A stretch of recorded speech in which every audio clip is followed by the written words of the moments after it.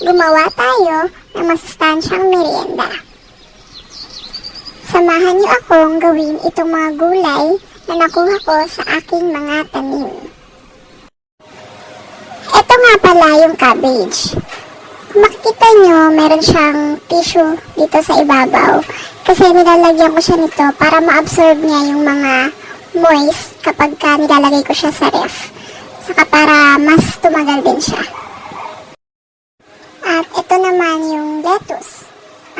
Gusto ko yung lasa nito kasi gusto ko yung merong pait sa salad.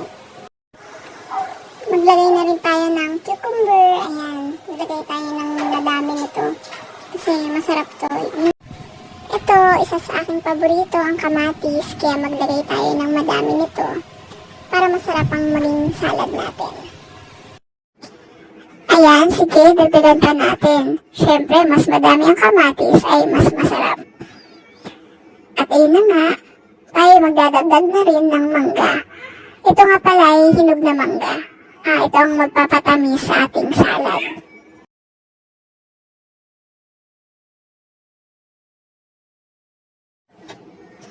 At ayun na nga, maglagay na din tayo ng carrots na hiniwa-hiwa ng pahaba pa strips para mas madali siyang kainin.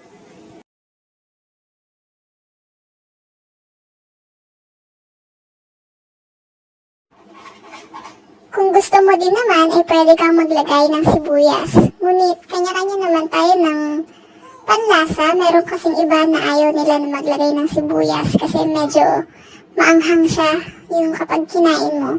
Meron din namang iba na gusto, katulad ko, kasi gusto ko yung parang may, yung tapang at tamis na nanggagaling sa sibuyas na ihalo mo sa salad.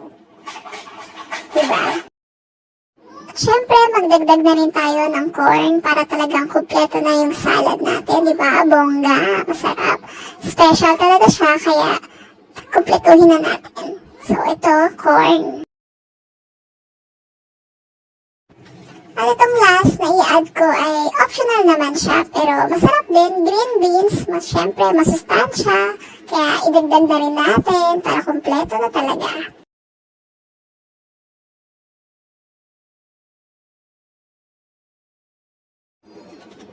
Ayun, at ito na nga po ang ating finished product. Nilagyan ko na rin ito ng sauce para mas masarap. So, thank you guys for watching. I hope na magustuhan ninyo and pwede nyo rin itong gayahin. Pwedeng pang merienda o almusal.